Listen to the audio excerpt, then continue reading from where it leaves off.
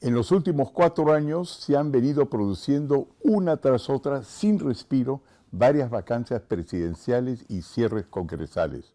Estos son los síntomas de lo que hace algún tiempo hemos estado denominando un Estado fallido. Pero ahora estas vacancias y la confrontación entre las partes ha ganado la calle. Y la posibilidad de caos y violencia no hace más que crecer. Y es obvio que la clase política no solo no sabe cómo resolver el problema, sino que ya ha perdido las riendas. Pero no es tan difícil encontrar la solución si es que uno se da cuenta que lo que está ocurriendo en las calles peruanas ha ocurrido o está ocurriendo en la mayoría de países en desarrollo, incluyendo en países vecinos. ¿Ven ustedes? Vengan de donde vengan, sea África del Norte, Medio Oriente, India u otras partes de América Latina, el problema recurrente es que los presidentes y los congresos son crecientemente impopulares. Y en todos ellos, cualquiera que sea el tipo de constitución que tengan, los que movilizan las marchas cuestionan la legitimidad de sus constituciones. Todo lo cual quiere decir que el contenido no es tan importante, el ataque directo, ya sea los políticos, sus partidos o sus constituciones, pueden o no ser justificados, pero son la parte superficial del problema. La parte fundamental del problema es que en todos ellos, que se llamen socialistas o capitalistas, social cristianos o hermanos musulmanes, aproximadamente el 70% de su población ha visto en las últimas 4 décadas al otro 30% prosperar a una velocidad que ellos no logran alcanzar. Esta mayoría, la del 70%, se caracterizan por no poder formar capital, garantizar crédito ni operar en mercados globales, de manera que puedan ser productivos. Con la crisis del COVID-19, esta desigualdad ha llegado a niveles dramáticos, pues las cifras de la Organización Internacional del Trabajo, la OIT, nos indican que solo en la primera parte de la pandemia, la gente en la economía informal ha perdido el 60% de sus ingresos y sus ahorros. Pymes, micros, pequeñas mineros, taxistas, bodegueros, todos están quebrando masivamente al punto tal que el director de esta organización, la OIT, el señor Guy Ryder, ha dicho que sin ahorros o acceso al crédito, él advierte, al final de este año, 3/4 partes de estas pymes simplemente perecerán. ¿Cuál es la solución? Definitivamente seguir saliendo a las calles para vacar otro gobierno y crucificar otros congresistas sin antes solucionar el problema fundamental, solo servirá para que los políticos que hoy movilizan la calle pronto salgan de ella, tomen el poder y vuelvan a fracasar, pues el problema no se ha resuelto. Para encontrar una solución consensuada al problema, el que está detrás de todo eso y que esté a la medida de nuestras necesidades, 2 cosas son necesarias. La primera es aprender de los errores de otros países. Para ello, y a continuación, en el segundo y tercer bloque que siguen, reproducimos un documental que hicimos en Medio Oriente y Asia Central, donde hemos trabajado con varios jefes de Estado, nosotros los peruanos, y donde ustedes verán la enorme similitud que ocurrió durante las revoluciones árabes, por ejemplo, durante los últimos 10 años, donde la toma de las calles acabó ya sea colocando en el poder, en algunos casos, a gobiernos todavía más autoritarios e igualmente corruptos que los que fueron vacados, cerrados o encarcelados, y en otros se ha visto incrementar la actividad terrorista y criminal. La calle no es un lugar donde se encuentran soluciones. Después que vean este documental, espero que esto los convenza de que ganar las calles y derrumbar políticos puede ser justo, claro. Todos estamos exasperados, pero no lleva a nada si no se resuelve el problema fundamental. La segunda cosa necesaria para encontrar una solución es llegar a un nuevo pacto social que incluya a los intereses del 70% de excluidos de nuestro país. El pacto social que hemos descubierto entre la gente misma y proponemos está referido en el 4º y último bloque de este programa. Ahí encontrarán la lista de 200 asociaciones gremiales y populares del llamado Perú informal o Perú profundo, que se han unido a este pacto y cuyo objetivo es que todos tengan acceso al crédito, capital y mercados globales para que se forme el consenso necesario que en el país permita liberar al sector formal de las trabas innecesarias que lo tienen prostrado. Estas organizaciones representan a más de 10 millones de peruanos. Adelante entonces con los siguientes bloques.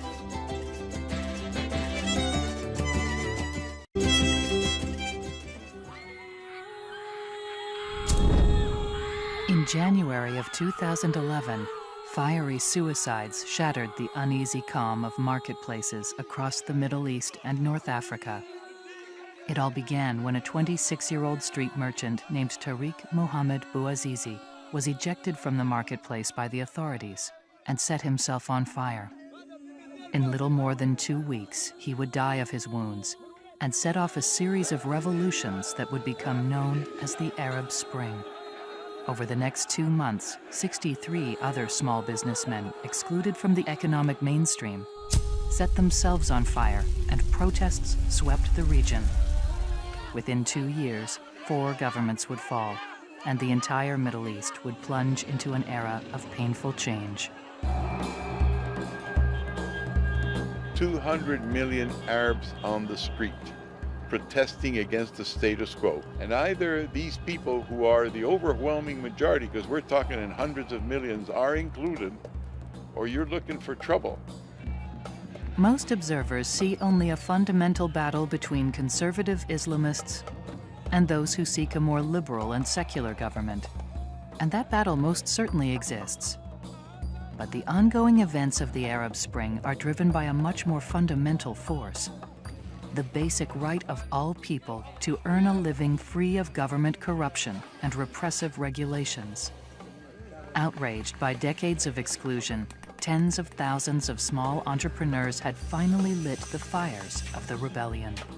Joined by millions more who, for years, have been locked out of the economic system, they are the unlikely heroes of the Arab Spring. And they have now become a mighty force for change.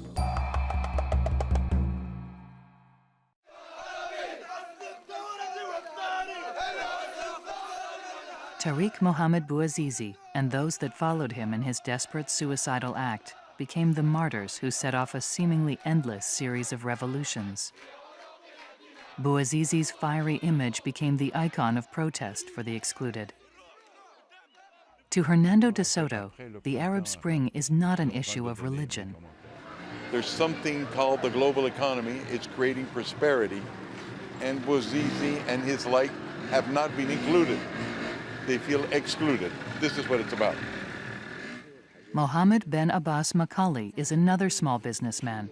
So alienated by the authorities, he also attempted to take his life. He survived, but remains bitter. حاولت بكل الطرق باش ناخذ فهمتني حقي في المجتمع كشغل يعطوني قرض نخدم بيه يعطوني ألف حاجة ما جيتش. In desperation, millions like Macaulay and Bouazizi, working to make a living, yet locked out of the social and economic system by Byzantine laws and massive corruption, took to the streets. Almost overnight, protests had spread throughout the region, and there seems to be no end in sight. This is major change. 200 million Arabs who work outside the legal system. That's what they have in common. They work outside the legal system. It's a revolution. To me, the message is quite clear. The Arab Spring is a huge shout for inclusion. For De Soto, today's events are an echo of ancient times. They're struggling to act on the large scale that made them great over 700 years ago. In that golden age of Islam, the Arab Empire was organized under a single legal system of innovative business law. But as time passed and the world modernized, the ancient system failed to adapt. But other Islamic nations like Turkey did adapt, proving that Islam and free market capitalism are indeed compatible. Why then does the region remain so poor? Is it an ethnic thing? Is it a religious thing? Is it a cultural thing? Is it the food? Is it the camels? Is it the pyramids? Is it the sand? What is it that makes them so poor? Peruvian economist and property rights activist Hernando de Soto has come to the Middle East to find out. De Soto and the ILD have become international advocates for 2/3 of the world's population, locked out of the global economic system. Now, his concern for the excluded poor has brought him to ground zero of the Arab Spring. The Middle East and North Africa comprise one of the largest Muslim regions of the world. Tunisia lies on the northern coast of Africa, just a few short miles from Italy. Its great historical sites draw travelers from all over the world. With the fall of the Ottoman Empire in 1881, Tunisia became a French colony. It gained independence in 1956, and until the present day was ruled by one-party autocrats. It is 98% Muslim. Its capital, the port city of Tunis, is home to a quarter of the nation's almost 11 million people. About 100 miles south, near the center of the country, amid dusty rural highlands and olive groves first planted by the Romans, sits the small, impoverished town of Sidi Bouzid. By all accounts, it was here, in this unassuming little square, that the Arab Spring had its roots. Here, for most of his short life, Mohammed Bouazizi worked as a fruit seller. Prevented from getting official permits to conduct his business, he, like thousands of others, was forced to work outside the law. With a population of about 40,000, Sidi Bouzid is poor. The people here must work hard just to survive. The Bouazizi family lived here in this small house. Every morning, on his way to the market, Tariq Mohammed would roll his cart through this door. Mohammed Al-Amri was his friend. حياته بسيطة جدا. يعرف كل خدمة. كان البرويتة والخدمة. ما عنده حد شيء. Even as a child, he was the primary breadwinner for his family of 7. It seems that since the age of 12, he had been buying and selling in the market, helping, keeping accounts, keeping books. What he wanted to do was do business. هو من مازال في المدرسة في الابتدائي يمشي هو وصحيباته صغيرين زاد يمشي للمرشى خاطر حكم المرشى قريب على الدار. Manubia Bouazizi, Mohammed Bouazizi's mother. محمد كبر ولا يعرف ولا مخه كبير على قراية وفهم ولا لساسة ثانوي حتى للباك يخدم في طاولة أصلا ولا هو معناها الكاتب في الطاولة. And he was basically into trying to buy fruit from the farmer, getting it to the market, and that's where he saw his specialty. محمد تمارس هكاك بالخطوة معناها كل بالسنة من عمره 12 سنة حتى لعمره 26 سنة. محمد ولا له المرشي كأنه معناها حاجة من فرد من العائلة معناها. Every day, Bouazizi took his cart of fruits and vegetables to the main square in the center of Sidi Bouzid. مرة يصور 5000 مرة 10,000 فايدة مرة ما يواتيش الحظ ما يصورش. Out of that 5 or 10 dinars, the police demanded a bribe of 3 dinars, about $2, for the regular use of this spot. He had no formal right to be here, he didn't have a lease or a permit, and he had continuing disputes with the authorities. Amri says his stand was right here. الإسقام شاق برشا مش سهل الواحد يسوق في شريول ويمشي بيه كيلومترات مش لعب فهمت يحوس على الخبزة من شارع لشارع من بلاصة لبلاصة. Bouazizi always had plans for a better life for himself and his family. He wanted to get ahead. He had a dream, which was to buy a truck, a pickup to be exact, and the purpose of that was to be able to get closer to his suppliers. He felt that if he had a truck, he could go out into the countryside, get fruit at a lower wholesale price, and have a larger margin to make profits. He was a businessman. That's all there was to him. We've tried to find something else. Make him a saint, make him a devil. There's nothing that leads one to think that he was out of the ordinary. December 17th, 2010 dawned cold and windy. Layla Bouazizi, his sister. مشى خرج الصباح كما كل يوم، عبى سلعة متاع الخضرة متاعو وكل شيء وقصد ربي. نهارت يعني جمعة الصباح معناها هز الشريول عباه بالخضرة ومشى يخدم. He obviously has some kind of a personal conflict with a policewoman and two government officials from the municipal government who want him off the streets.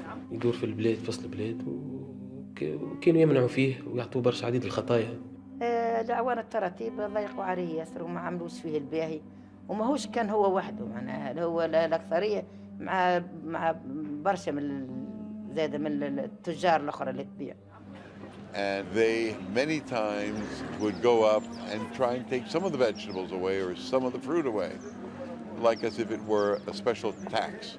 That kind of thing always bothered him enormously. But in this case, they took all his stuff away.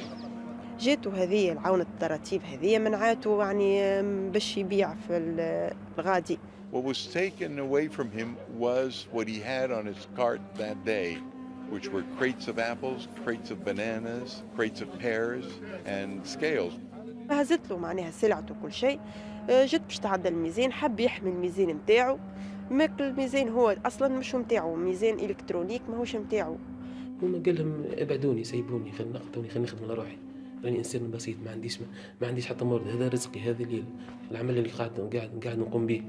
جا باش يحميه، هي تجبد وهو يجبد، كي هي جبد معناها الميزان من عندها بالقوي، كي تجرحت هي عطاته معناها الكف، هذيك كيف صارت الحادثة. His merchandise was bought on credit.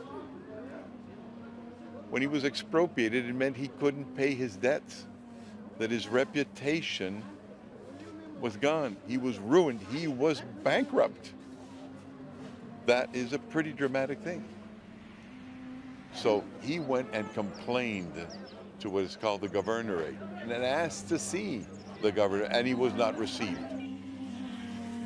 جاء مرتين في نفس الوقت، حتى حد معناها ما بردله معناها ولا جاوبه جواب ولا أعطاه على الأقل معناها باش يحلوا باله. زيد مشى المرة الثالثة مشى للولاية كيف من وقتها معناها هو كل قتلوا كالغصة. He had worked his entire life to establish this single small place in the local market economy, and in a matter of minutes, it was gone. And there's a moment where he goes out and buys lighter fluid, douses his body, his shirt with lighter fluid. خليه كيكم هو كل حس بالكدا ما عادش وضع حد لحيته. Why did he do it? When we asked if he was being politically motivated, because obviously what he did has had tremendous political consequences, his mother replied to me, il ne regardait même pas les nouvelles, which means in French, he didn't even look at the news. He wasn't even a watcher of the news.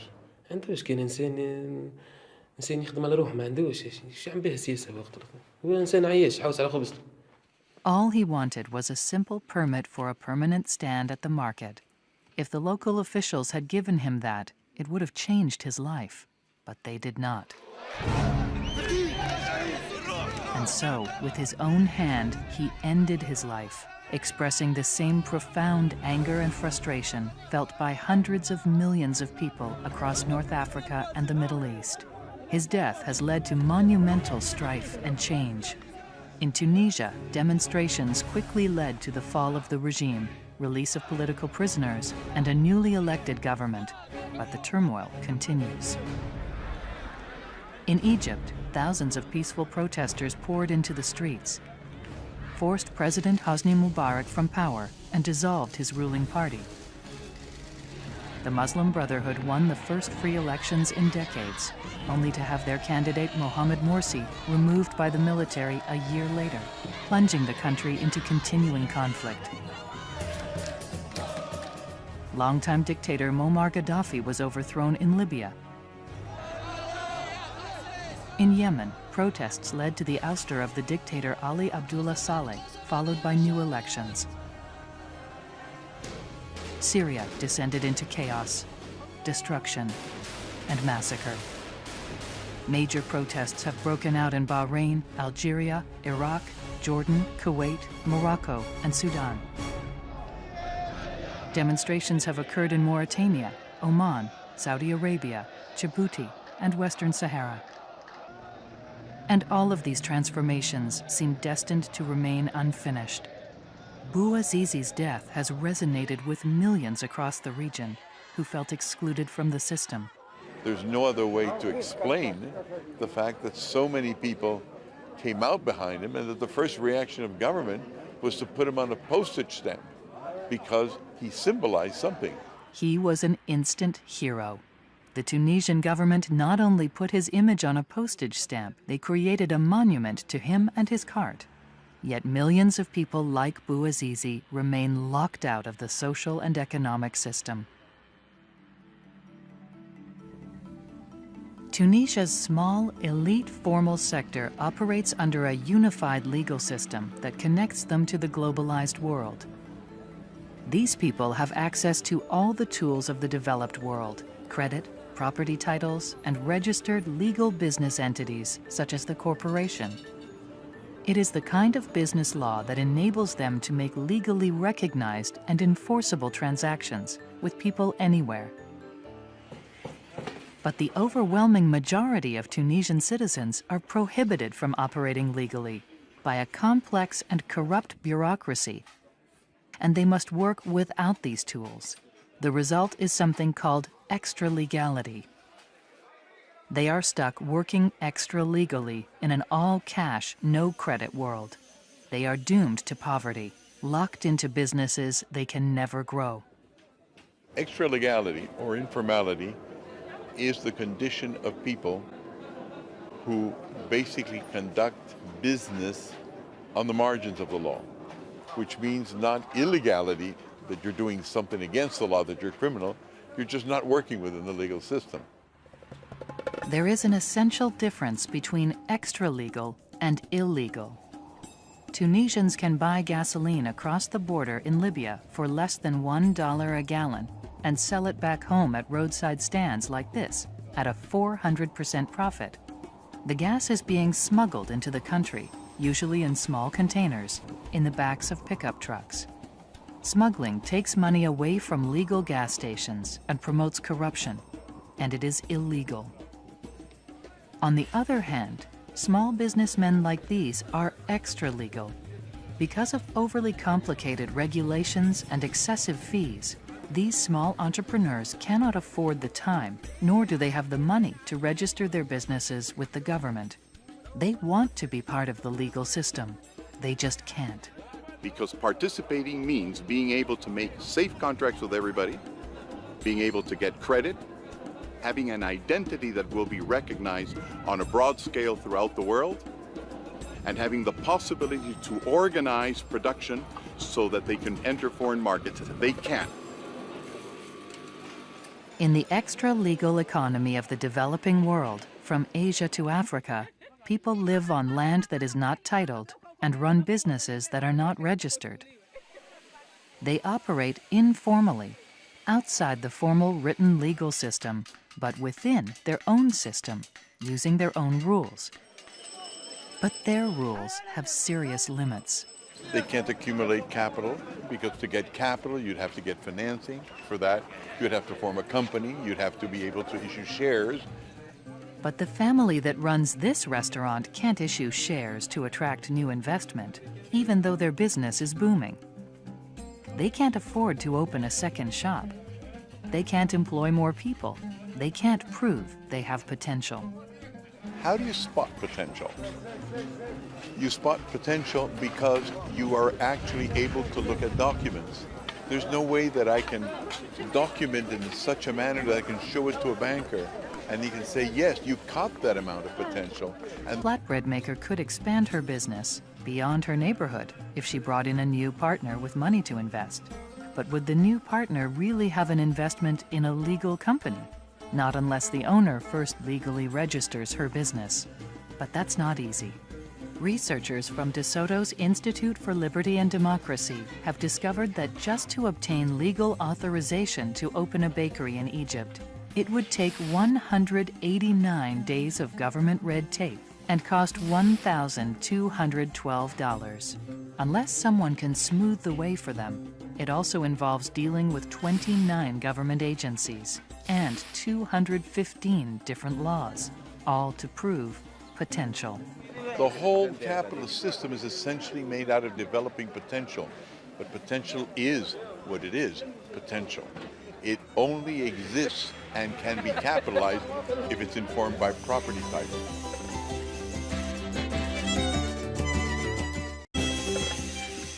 A locksmith who wants to pass his business on to his son would have a problem if he didn't have a property title. When he retires or dies, his son won't be able to legally inherit the business.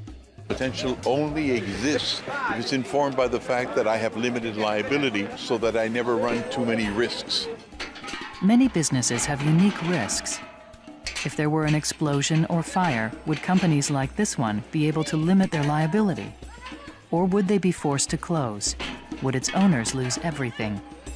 A sudden storm could ruin these fabrics. But without a legal title, they have no insurance, so they must take their chances. All of that potential cannot be picked up. It's like as if you had a fork and you were running it through water. You can't pick it up. So here's all the entrepreneurship, but there's no capital. The region is filled with highly skilled metal workers, but most have no legal documentation. They're unable to do business with people they don't know and are locked out of larger markets and the possibility of exporting their products. So being excluded in a capitalist system isn't because there are chains and barriers that separate you from something. It's simply because you don't have that range of documentation where everything of value is documented in such a way that there's absolutely no doubt. Capitalism is something that's invisible, it's written down. None of that exists here yet. Throughout the region, thousands of businesses operate outside the system without the benefits of good law. To get his business legally registered in Sidi Bouzid with full rights to sell in the market would have taken Bouazizi 54 procedural steps over 142 8-hour days at a cost of over $3,000, more than he earned in a year. Which is why virtually no one has a registered business. Here in Tunisia, Hernando de Soto and his Institute for Liberty and Democracy has revealed that 85% of all Tunisian businesses are extra-legal, as are 82% of Egyptian businesses and 85% of all businesses in Libya. With the vast majority of their citizens excluded from the marketplace, the countries of the Middle East and North Africa have little chance to prosper. None of the organization, none of the credit, none of the things that allow you to rate somebody and its potential. Just the desire to do something, but none of the laws and rules that allow us to get better organized. That's what's missing in the Middle East, and that's what's got to come. And not only business people are excluded. Most citizens of the Middle East have no legal title to their private property. And Mohammed Bouazizi was no exception. To get a property title to his deceased father's land, which he could have used as collateral to buy the truck he so desperately wanted, would have required 62 procedural steps over 499 days and cost almost $3,000. Many families have purchased plots of land here in Tadamoun, a subdivision of Tunis. Most have done so without following legal procedures because, like Bouazizi, they can't afford it. It would take at least 6 months of their lives and cost more than many make in a year. But they want to have documentation, so they create their own. Many have secured an extra-legal document that proves, but only to those in the nearby community, that they have a right to their property. But the power of an extra-legal document is limited to the local neighborhood. Perhaps no one will evict them, but no financial institution will give them a loan based on this document. If someone challenges their claim, they'll have a hard time proving their legal rights to it. And if the government wants to expropriate their property, it will be difficult or impossible to prove that they own it.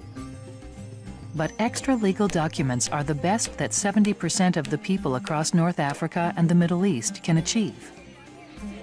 Because of laws that are impossible to follow and having no one to facilitate the process, 92% of all Tunisians have no official titles to their property, nor do 90% of all Egyptians or 90% of Libyans. The single common economic denominator in the Middle East and North Africa is the huge number of people who are without property rights, who are doing business extra-legally. These are the people who remain at the heart of the Arab Spring. They are left with no means to generate capital, guarantee credit, or create additional value, the core financial tools of modern societies. Capitalism is not only about buying and selling. Capitalism is about having good property rights. It's about having good law. It's not a question of saying markets don't work. Of course they work. What doesn't work are the laws that are required for this to actually create the kind of prosperity and employment that this country needs. The poor are not only underemployed and locked out of the system, they are looked down upon. And the Arab word for that is hogra. What we gather from the different people we've talked to is that it has to do with contempt. Hogra is continuing and pervasive contempt, insults, and humiliation from officials, the police, and the bureaucracy against people who simply have no connections. وفات محمد نتيجة الحقرة حقروه حقرة بأتم معنى كلمة في التبديل الثورات العربية اللي قاعدة تصير تو فهمتني نتيجة الحقرة مع الزوالي لما تخش لإدارة مسؤولة عندما كلمة غير لايق وجهك غير لايق ما يتلفتش لك عبرك شرع عبرك حسب الخير ما يقولش لك ويدخل الاخر فهمتي مهندم ولد فلان يعرضوا بالحمل ويبوسوا منه وتفضل حتى كان ما عندوش حق يعطوه لانك انت منتمي لحزب فلاني وتابع الطبقه الحاكمه ولد فلان يعطوك وتفضل حتى ما عندكش حق يعطوك وهنا يقول لي ارجع غدوه هو ارجع غدوه وقتاش هذه غدوه ونشوفني اصبر عليه يقول لك راه مازال غدوه يبقى غدوه نريح. Chebi Farid is an auto mechanic with decades of experience, but in 30 years he has been unable to overcome corruption and hogra to obtain a legal license to operate an auto repair shop. عملت مطالب باش يعطوني في بارتي نتاع بلديه نتاع كليديشي نتاع لافاش عندي عده مطالب فهمتني ورفضوهم لي ما نعرفش جو سي با. But others get licenses with no problem. Chebi Farid believes they have connections. ils ont le pouvoir les problèmes ils ont le pouvoir برشا pouvoir عندهم بالتليفون يقضي قضيته وانت تقعد فهمتي ما يحسبك حد tout simplement. And so, unless things change, Chebi Farid is destined to remain extra-legal. Throughout the region, who you know is still far more important than what you know, and more important than the rule of law. If a merchant can only afford to pay a weekly bribe, he can operate a small cart. But if he wants a more permanent stand, he needs a personal connection in government who will make his case to those in charge. Because those in power only run things for the benefit of family and friends. And as a result, governments have grown massive and inefficient, and private firms hoping to grow continue to be entangled by webs of bureaucratic red tape. It was not always so.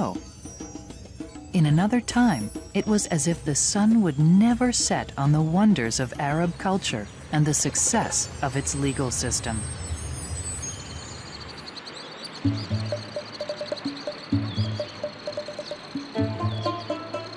Nestled in the foothills of the Atlas Mountains lies the medieval Moroccan city of Fez. For 1,000 years and more, Fez was the heart and soul of Morocco, a world center of intellectual pursuit and creativity.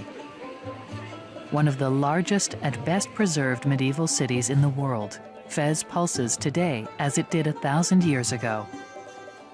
Its winding streets and alleyways are wide enough only for donkeys. It's one of the biggest car-free urban areas in the world. craftsmen still work as they have for millennia. Their skill and tradition has been handed down from father to son for generations. Centuries before European Enlightenment, Fez was the center of the Islamic world and the nexus of human civilization and achievement. There was a time when the Arab world was way ahead of all of us. The Arab world 1,000 years ago had enormous technological advantages over the West in many, many fields. Long before the birth of Europe's first universities, schools of higher learning were established across North Africa and the Middle East. Here in Fez is Karaween University. It is the oldest continuously operating university in the world. 1,200 years ago, it attracted scholars from East and West. At a time when the largest library in Europe housed just 5,000 books, 2 Muslim libraries held over 100,000 volumes each. It was a period of great Islamic advancement in learning. Islamic mathematicians developed algebra and trigonometry, combining Greek geometry with Indian and Babylonian ideas. And they brought the zero into modern civilization, and they had ships. They put in mathematics and astronomy. They started creating the check to begin with, systems of payment. Islamic astronomers made extensive and highly accurate maps of the heavens. Many of the stars in the sky are still known by their Arabic names. The ancient astronomers developed and refined astrolabes and sextants, water clocks, and timepieces. While Europe slept in poverty and illiteracy, Islamic scholars saved, translated, and studied the ancient Greek and Roman texts, which later found their way back into European thought. And long ago, the Arab world created an advanced legal system to encourage trade. For over 1,000 years, Fez has been a center for the production of leather goods. The Islamic world was a huge commercial zone where you could do business under the same legal system from one end to the other. Timur Koran is a professor of economics, political science, and Islamic studies at Duke University. Commercial and financial regulations were developed by judicial experts who were merchants themselves or invested in commerce and therefore had a stake in the efficiency of commerce. Islamic trading laws of the day gave local merchants a competitive edge and thereby enriched the Islamic world. With the expansion of trade came the expansion of Islam. Because Islam was associated with a legal system that was compatible with commerce and that was useful in finance. These laws made it easy for even small merchants to combine capital and products from different families to form short-lived expeditions. When the expeditions returned, profits were split and the venture was ended as quickly as it began. Fez lay at the end of lucrative caravan routes south to Timbuktu and east to the Orient. Scores of caravanserai, or roadway inns, served the empire's traders. They stretched for thousands of miles across the region, each a day's travel apart. Traders would gather at the caravanserai to sell their goods or to join a caravan. They could safely spend the night, lodge their animals, and meet with other traders before their long journey. One of the problems with the Arab world is their immense culture. The huge civilization they represent, the traditions, the courage, the dignity, the beauty of the things they've been able to realize. But it's a problem too because they're overwhelmed by their history, so much so that they haven't been able to even slip into the 20th century. For its day, the Islamic legal code of the traders was an impressive body of law. But as time went on, the ancient laws grew out of date. Some countries made changes, others did not, and that contrast defines the region today.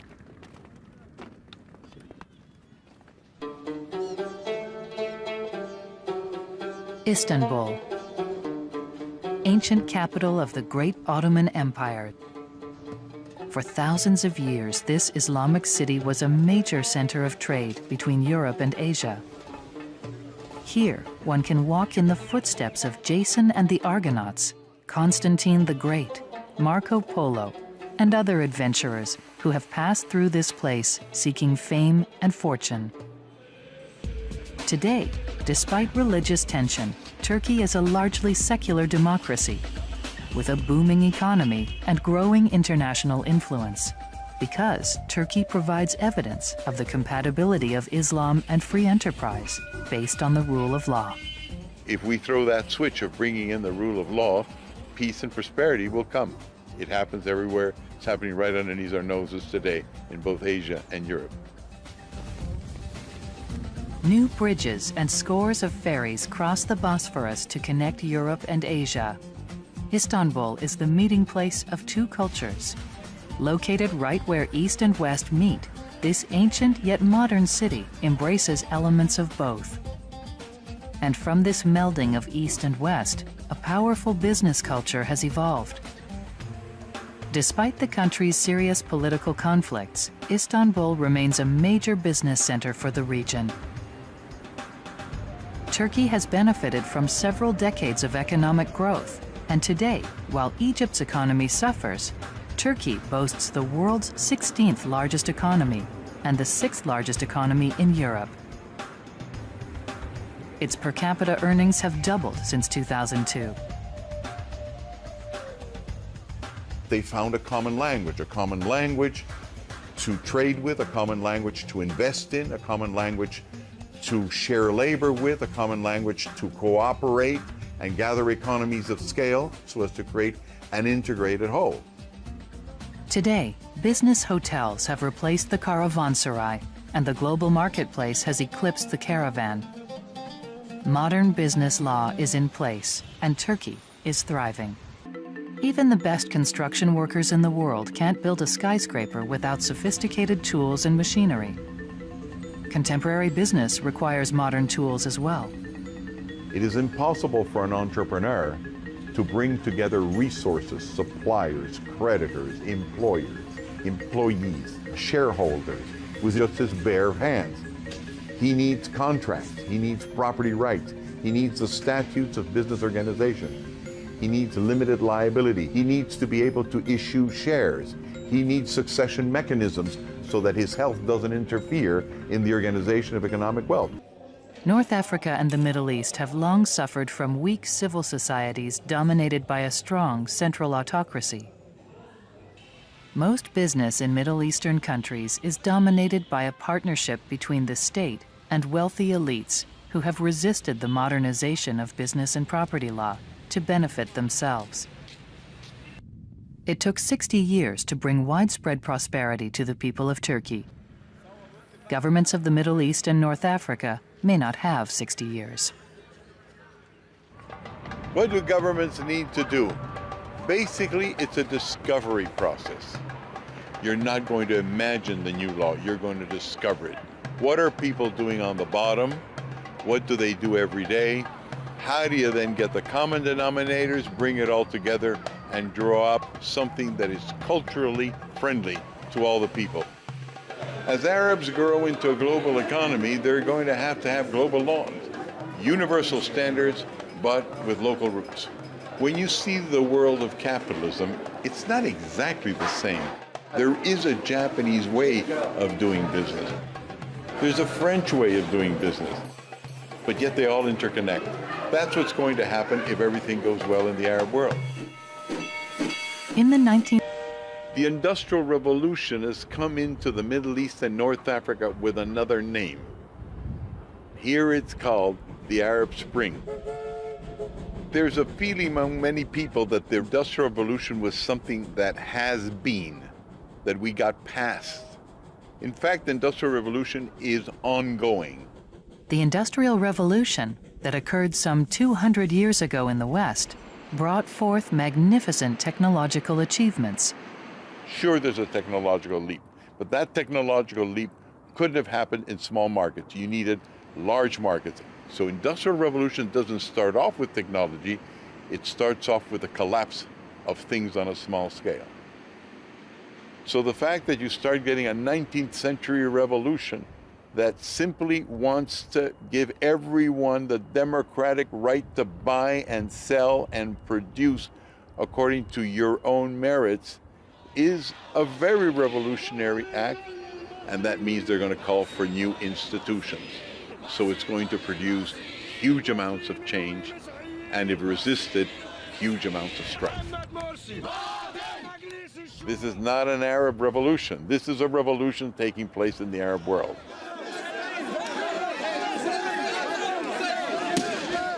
It is a revolution driven by radio, television, and especially social media.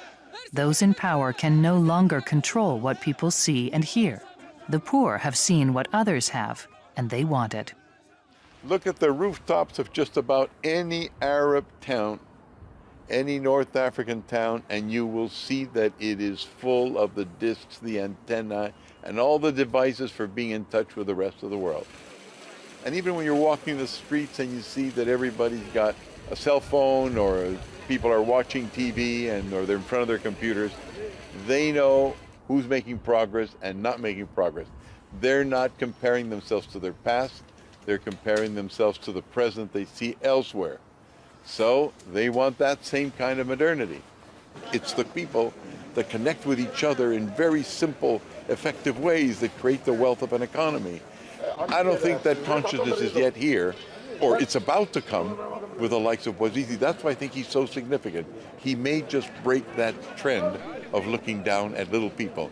When that happens, of course, there'll be enough space for business because people will start respecting the businessman.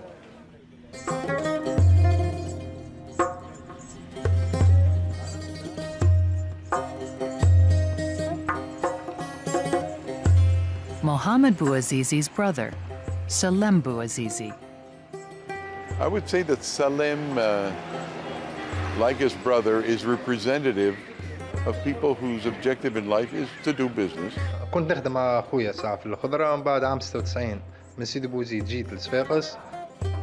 Well, Salem Bouazizi is a carpenter. نخدم صالونات، بيوت قعاد، بيوت نوم، نجار عامة بصفة عامة. Like his brother, Salem Bouazizi is a businessman.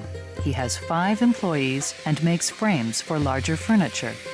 Also like his brother, Salem's business is completely extra-legal. He would like to expand and offer new services, but he has no legal standing. He can't enforce contracts or attract investors.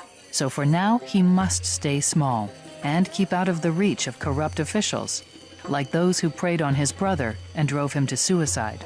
عملنا الثورة وعملنا الواحد ضد الظلم وضد الاستبداد وضد الرشوة والفساد. وين فينا؟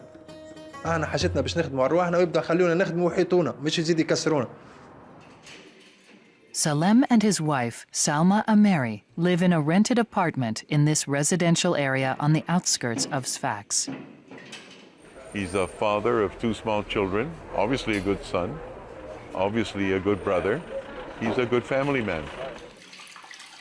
Salem is the future, but like so many, he's struggling, fighting government corruption and bureaucracy, trying to succeed in a competitive world.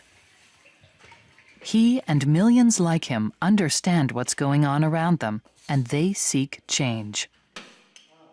الدولة تعاون كان في الكبير اللي عنده العمارات اللي عنده المليارات تزيد تعطيه باش يزيد يغم الزوالي والصغير قاعد في العفس. الدولة لها كان في الكبار والكبار هم ما يشبعوش.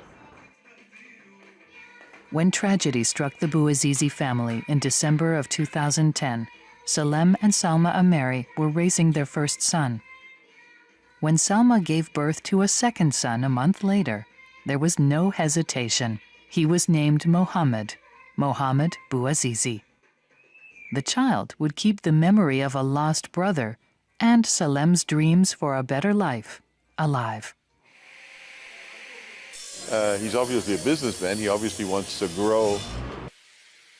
Salem longs to be part of the modern world, to grow his furniture business, to expand, to hire more employees, and to enter broader markets. He believes that he and all of the 200 million other embattled small businessmen across the region deserve a chance. But governments are focused on attracting foreign investors. The local people who have insight, understanding, and energy are kept out of the markets. I think it's a time for the Arabs to start recognizing that these are people trying to make things efficient and that the future belongs to them and we should help them. For 100 years and more, the Middle East and North Africa has been a land of terrible conflict, of killing and scorched earth, and thousands of refugees driven from their homes, their lives forever changed. This recent revolution, this Arab Spring, seems but the beginning of even more conflict. Yet perhaps this time it will be different, because this revolution resounds with the voices of unlikely heroes, those extra-legal business people, both secular and Islamist, whose huge reservoir of untapped resources could at last bring a future of prosperity and hope out of a life of hardship and oppression. This is the economic promise of the Arab Spring. It all began when a desperate young businessman named Tariq Mohammed Bouazizi chose to end his life in a fiery blaze. But people struggle to understand why. Let me put this in terms that a businessman may understand. What was taken away from him was what he had on his cart that day. They took away his pears. They took away his apples. They took away his bananas. They took away the scales which are crucial to measure what it is that one is selling, the standards. The total amount of his fruits and electronic scales was no more than $225. It sounds like a small amount of money, but that was his income for a month. How do you get into the market? Through a specific location. He lost his right to sell from a specific location. By losing that location, you lose access to the market. That's what they did. They took him out of the market. No credit, no reputation, no location. The man was bankrupt. He'd lost everything. He lost what his neighbors in Arabic call amal maktua, my pronunciation, but it means he lost hope. He saw no future for himself anymore. And an hour later, he took his life. Obviously, hundreds of millions of Arabs identified with his suicide. And it was quite clear that he had been expropriated. The notion of property is there among hundreds of millions of people. That was his message. People have rights. And among those rights are economic rights. الناس كي تشوف انسان معناها محتاج مش لازم معناها يعاونوه حتى يعني بالكلمه يوجهوه يعاونوه معناها حتى معناها يرشدوه ما يسكروش في وجهه البيبان معناها ما يعاملوش بقسوه. محمد البوعزيزي كان يقوم بقدره الهيه يقول سيبوا الزوالي يخدم على روحه سيبوا بيع ويشري على روحه ما تجيوش على حال.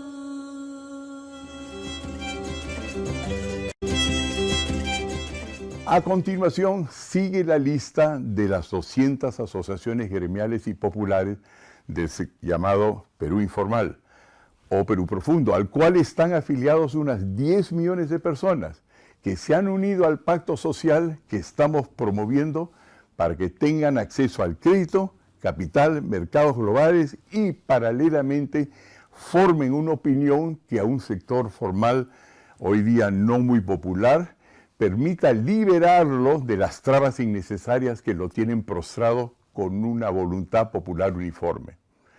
La lista de los que se están adhiriendo al pacto social que se dirige a resolver los problemas fundamentales y no los superficiales sigue creciendo, porque cada día la gente en el Perú, a medida que pierde su esperanza, está más consciente que si no tiene trabajo ni puede crecer es porque tiene un Estado fallido, que no sabe dotarlo de las facultades necesarias para ser accionista, acceder al crédito, formar capital, fusionarse o ser integrados a empresas formales u operar a gran escala. El sector informal, integrado por el sector de la micro y pequeña empresa, ya sean mineros, agricultores o comerciantes, está liderado por 1 millón de gerentes. Gente pobre, pero son gerentes, que ahorita, en plena pandemia, son los únicos que pueden sustancialmente crear más puestos de trabajo sin mayor inversión a corto plazo. De hecho, ellos están sosteniendo la economía el día de hoy. Ellos son los que determinarán si se podrán desarrollar los enormes recursos que yacen debajo y crecen encima del suelo que hoy controlan. Amigos, no pierdan la esperanza, pues hay soluciones y la gran mayoría de nosotros los peruanos estamos a favor de ellos. Las soluciones no están en la calle. Muchas gracias y buenas noches.